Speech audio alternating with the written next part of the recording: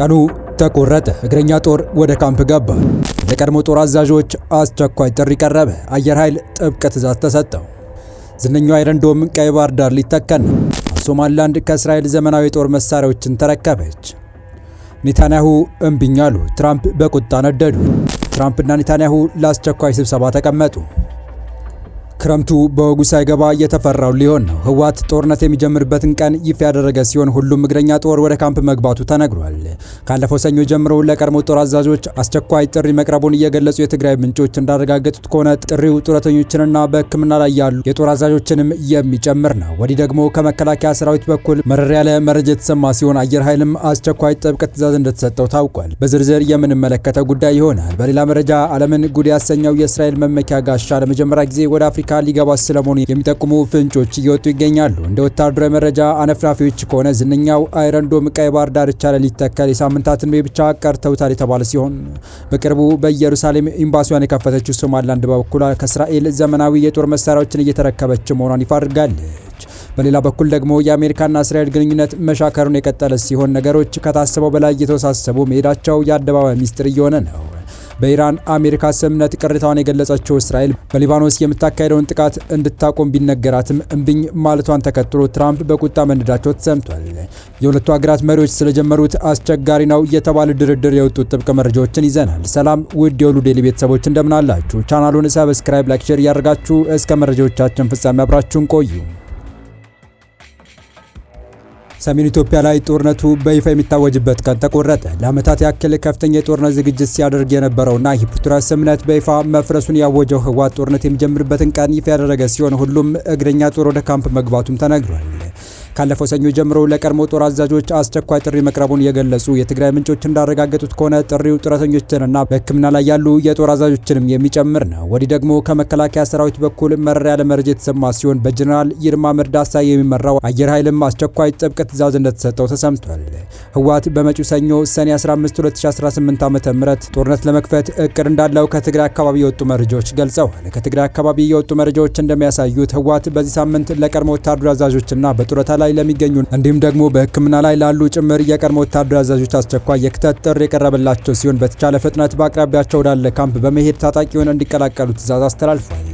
ህወሓት ይህንን ጥሪ ያቀረበው በሚቀጥለው ሳምንት መክት የሚል ዘመቻ በኢትዮጵያ ውስጥ በትግራይ የተለያዩ ግንባሮች ምናልባትም በራያ ግንባር፣ አፋር ግንባር፣ በዋግምራ ግንባር አካባቢዎች እንዲሁም ደግሞ በምዕራብ በኩል ደግሞ በጠለምትና በወልቃይት እንዲሁም ከሱዳን አቅጣጫ ደግሞ ከአሶሳ ቀጠና ባሉ የተለያዩ አካባቢዎች ጥቃቶችን ለመክፈት ዝግጅት ማጠናቀቁን ተከትሎ ነው ይህንን ጥሪ እያደረገ የሚገኘው።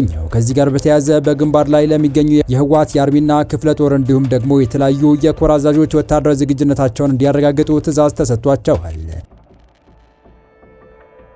ይህንን ተከትሎም በህወሓት ታጣቂዎች በሚገኙባቸው ካምፖች ሙዚቃዎች እየተከፈቱ ታጣቂዎችን የመዋጋት ሞራል ለማነቃቃት የሌሊት ሽለላ ቀረርቶ እንዲሁም ደግሞ ከአሁን በፊት የህወሓትን ትግል የሚያሳዩ ዘገባዎችና ዘፈኖች በትልልቅ የድምፅ ማጉያዎች እየተከፈቱ ከፍተኛ የሆነ ጭፈራና ቅስቀሳ እየተደረገ እንደሆነ መረጃዎች ገልጸዋል።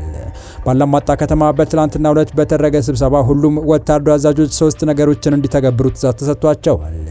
አንደኛው በስራቸው የሚገኙ ታጣቂዎችን ለወታደራዊ ዘመቻ ዝግጁ እንዲያደርጉና የታጣቂዎችን ስነ ልቦና እንዲያዘጋጁ፣ የመሳሪያ የሎጂስቲክስ እንዲሁም ደግሞ ስንቅ፣ ትጥቅና ሌሎች ቁሳቁሶችን እንዲያሟሉና የሕክምና ቁሳቁሶች በየክፍሉ እንዲሰራጩ ተነግሯል። ሁለተኛ ሁሉም ታጣቂ ከዛሬ ጀምሮ በየትኛውም ቦታ በየትኛውም ግንባር እረፍት ፍቃድ መጠየቅ አይችልም፣ እረፍት መውጣትም አይችልም። ይህንን ሁሉም ታጣቂ እንዲያውቀው ተብሏል። የእጅ ስልኮቻቸውንም እንደዚሁ ታጣቂዎቹ እንዲያስረክቡ የመጨረሻ ጊዜ ተሰጥቷቸዋል።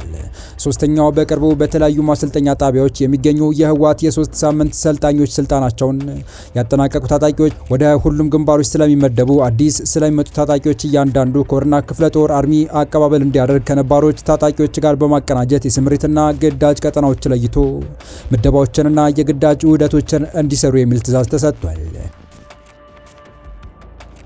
ምንም እንኳን ህወሓት በመጪው ሰኞ የተያዘው ፕሮግራም ጦርነት ለመክፈት ሳይሆን 38ኛ ዓመት የሰማዕታትን ቀን የምንዘክርበት ነው የሚል መግለጫ እያስተራጨ ቢሆንም ከውስጥ የወጣው መረጃ ግን ቃል በቃል የኮሎኔሎች የቀድሞ ተዋጊዎች በተለያዩ አካባቢዎች ተበታትነው የነበሩ ታጋዮች በሙሉ ሰኔ 15 ጀምሮ አስቸኳይ ጦርነት ስለሚጀመር ወደ ስራ እንዲገቡ በሀሳብም እንዲረዱ የሚል ጠንካራ ውስጣዊ ስብሰባና ትዕዛዝ የያዘ የክተት ጥሪ መተላለፉን የተሰማው ወዲህ ደግሞ ከመከላከያ ሰራዊት በኩል መረር ያለ መረጃ የተሰማ ሲሆን በጀነራል ይልማ መርዳሳ የሚመራው አየር ኃይልም አስቸኳይ ጥብቅ ትዕዛዝ እንደተሰጠው ተሰምቷል።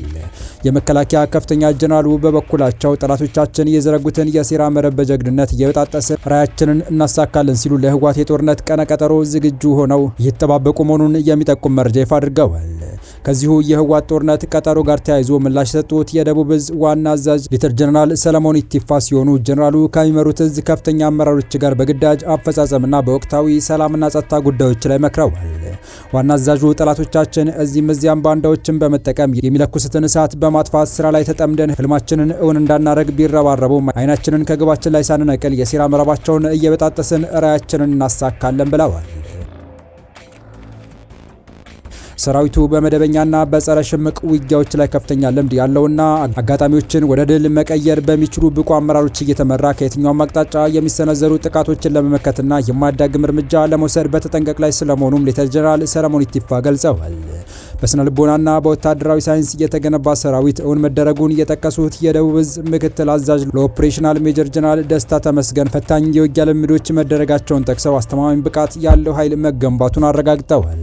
ለኢትዮጵያውያን ብሔራዊ ጥያቄ መልስ ለመስጠት የፈረጠመ ጽኑ ተዋጊ የሞራል ልዕልና ከፍ ያለ መቺ ኃይል በየትኛውም አማጺ የማይደናቀፍና ሰንደቅ ዓላማችንን በከፍታ ላይ በክብር የሚያውለበልብ ድል አብሳሪ ኃይል ለተልዕኮ ዝግጁ መሆኑንም ሜጀር ጀነራል ደስታ ተመስገን ተናግረዋል።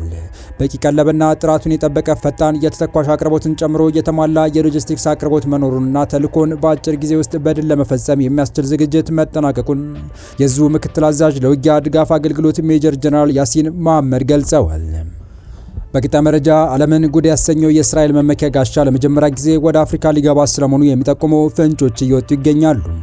እንደ ወታደራዊ መረጃ አነፍናፊዎች ከሆነ ዝነኛው አይረን ዶም ቀይ ባህር ዳርቻ ላይ ሊተከል የሳምንታት ዕድሜ ብቻ ቀርተውታል የተባለ ሲሆን በቅርቡ በኢየሩሳሌም ኤምባሲዋን የከፈተችው ሶማሊላንድ በበኩሏ ከእስራኤል ዘመናዊ የጦር መሳሪያዎችን እየተረከበች መሆኗን ይፋ አድርጋለች።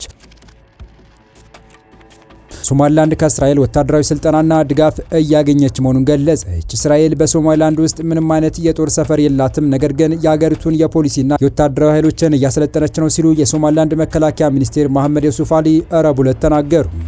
ከሶማሊያ በመገንጠል ራሷን በራሷ የምታስተዳድረው ሶማሊላንድ እስራኤል በግብርናና በሌሎች ዘርፎች ላይ ኢንቨስት እንድታደርግ ጥሪ አቅርባለች። እስራኤል ለሶማሊላንድ የሀገርነት እውቅና የሰጠች የመጀመሪያ ሀገር መሆኗን ተከትሎ የሶማሊላንድ ፕሬዚዳንት አብድራህማን መሐመድ አብድላሂ ለመጀመሪያ ጊዜ በዚህ ሳምንት ወደ ቴል አቪቭ ይፋዊ ጉብኝት ያደረጉ ሲሆን የመከላከያ ሚኒስትሩ መሐመድ የሱፍ አሊ ከልዑካን ቡድኑ ጋር አብረው ወደ እስራኤል ተጉዘዋል።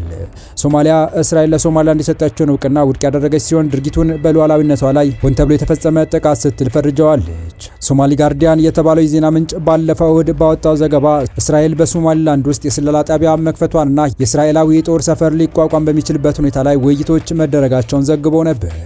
የእስራኤል የውጭ ጉዳይ ሚኒስቴር በቴል አቪቭ ባዘጋጀው የንግድ ፎረም ጎን ለጎን ለሮይተርስ የዜና ወኪል ማብራሪያ የሰጡት የሱፍ አሊ እስራኤል በግዛቱ ውስጥ የጦር ሰፈር ለማቋቋም ድርድር እያደረገች ነው ተብሎ የተሰራጨው ዘገባ እውነት አለመሆኑን አስተባብለዋል። ሚኒስትሩ በሶማሊላንድ ውስጥ ምንም አይነት የእስራኤል ወታደርም ሆነ ወታደራዊ ሰፈር የለም ያሉ ሲሆን ነገር ግን እስራኤል ሶማሊላንድን እየረዳች ነው፣ የተወሰነ የፖሊስና የጦር ኃይሎቻችንን ለማሰልጠን ድጋፍ እያደረገች ይገኛል ሲሉ ገልጸዋል። ወደ ሌላኛው መረጃችን ተሻገርን። የአሜሪካና እስራኤል ግንኙነት መሻከሩ የቀጠለ ሲሆን ነገሮች ከታሰበው በላይ እየተወሳሰቡ መሄዳቸው የአደባባይ ሚስጥር እየሆነ ነው። በኢራን አሜሪካ ስምምነት ቅሬታዋን የገለጸችው እስራኤል በሊባኖስ የምታካሄደው ጥቃት እንድታቆም ቢነገራትም እምቢኝ ማለቷን ተከትሎ ትራምፕ በቁጣ መንዳቸው የተነገረ ሲሆን የሁለቱ ሀገራት መሪዎች አስቸጋሪ ነው የተባለ ድርድር መጀመራቸውም ተሰምቷል። አንድ ለጠቅላይ ሚኒስትር ቤንያሚን ኔታንያሁ ቅርብ የሆኑ ከፍተኛ የእስራኤል ባለስልጣን በአሜሪካና እስራኤል መካከል ሊባኖስን በሚመለከት አስቸጋሪ ድርድር እየተደረገ መሆኑን ለሮይተርስ ተናግረዋል። ባለስልጣኑ አክለውም እስራኤል በደቡባዊ ሊባኖስ ወታደሮቿን ለማሰማራትና አካባቢውን ተቆጣጥራ ለመቆየት ከያዘችው አቋም የመልቀቅ ፍላጎት አላሳየችም ብለዋል።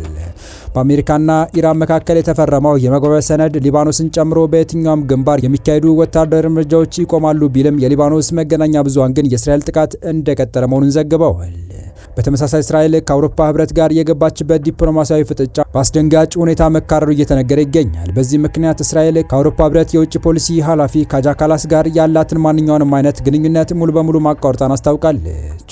ውሳኔ የተላለፈው አዲሷ የህብረቱ የፖሊሲ ኃላፊ እስራኤልን በደቡብ አፍሪካ ከነበረው የአፓርታይድ ስርዓት ጋር አነጻጽሯል በሚል መሆኑን የእስራኤል ውጭ ጉዳይ ሚኒስትር ጌዲዮን ሳር ገልጸዋል። ሚኒስትሩ የካላሳን ንግግር የከረረ ስም ማጥፋትና ግልጽ ኢፍትሐዊነት ሲሉ የገለጹት ሲሆን ኃላፊዋ ማብራሪያ ለመስጠት ፈቃደኛ ባለመሆናቸው ግንኙነቱን ሙሉ በሙሉ ከመቁረጥ ውጭ አማራጭ እንዳልተገኘ አስታውቀዋል። ይህ እርምጃ በቴል አቪቭና በብራሰልስ መካከል ያለውን ግንኙነት ይበልጥ ያሻክረዋል ተብሎ ተሰግቷል። ሮይተርስ እንደዘገበው የተወደዳችሁ የቻናላችን ቤተሰቦች ለአሁኑ ለእናንተ ይመጥናሉ ብታደምጧቸው ታተርፉባችኋላችሁ ብለን የመረጥንላችሁ ዕለታዊ መረጃዎቻችን እስካሁን ያደመጣችኋቸው ነበሩ። በተመሳሳይ ሀገራዊና ቀጠናዊ ጉዳዮች እንዲሁም ዓለም አቀፋዊ የጂኦፖለቲካ ወታደራዊና አነጋጋሪ ክስተቶችን ዕለት ተከታትለን በትኩስ ይዘን እንደምንቀርብ እያሳወቅን የቻናሉ ቤተሰብ ካላችሁ ሰብስክራይብ፣ ቪዲዮ ላይክ እና ሼር በማድረግ ተደራሽነታችን ታሰፉ ዘንድ አክብሮታዊ ግብዣችን ነው። አበቃን። ሰናይ ጊዜን ተመኘን።